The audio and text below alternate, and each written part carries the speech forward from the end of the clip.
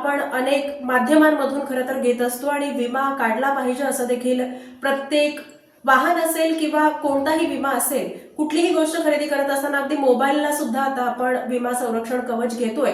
पण एका युवकानं एक भयानक कट रचलाय. अगदी स्वतःच्या फायद्यासाठी त्यानं विमा मिळवण्यासाठी नेमका काय कट रचलाय पाहूया. लातूरमध्ये एका कारमध्ये 50 वर्षीय तरुणाचा मृत्यू झाल्याच्या घटनेमुळे महाराष्ट्रात खळबळ उडाली होती. पण एखाद्या सिनेमाला लाजवेल असं सत्य या प्रकरणात समोर आलं आहे. ज्या तरुणाचा कारमध्ये जळून मृत्यू झाला असं सांगितलं जात होतं तो जिवंत असल्याचं उघड झालं आहे. मृत तरुणानेच विम्याचे पैसे लाटण्यासाठी हा सगळा कट रचला होता अशी माहिती पोलिसांनी अवघ्या 24 तासात उघड केली.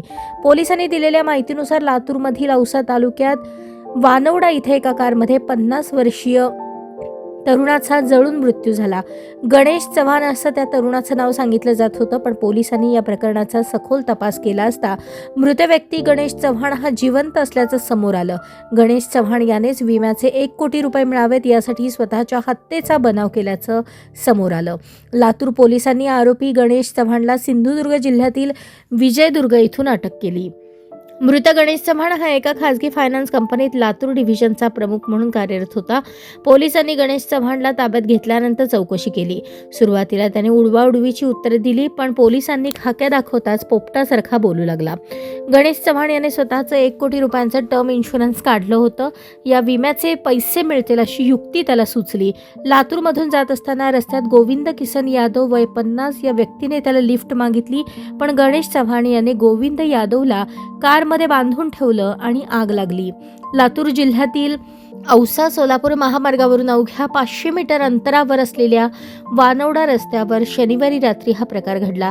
ही कार 4 तास जळत होती. या भयानक आगीत कारमध्ये हातपाय बांधून टाकलेल्या 50 वर्षीय गोविंद यादव याचा अक्षरशः जळून कोळसा झाला. शनिवारी रात्री 11:30 ते 12च्या सुमारास एक स्कोडा कार वानवडा रस्त्यावर पेटताना स्थानिक नागरिकांनी पाहिली. या घटनेची माहिती 112 आपत्कालीन क्रमांकावर देण्यात आल्यानंतर पोलीस पथक तातडीने घटनास्थळी दाखल झाले. अग्निशमन दलाला पाचारण करून आग आटोक्यात आणण्यात आली. मात्र तोपर्यंत कार पूर्णपणे जळून खाक झाली. कारची पाहणी केली असता आतमध्ये एका व्यक्तीचा मृतदेह आढळून आला.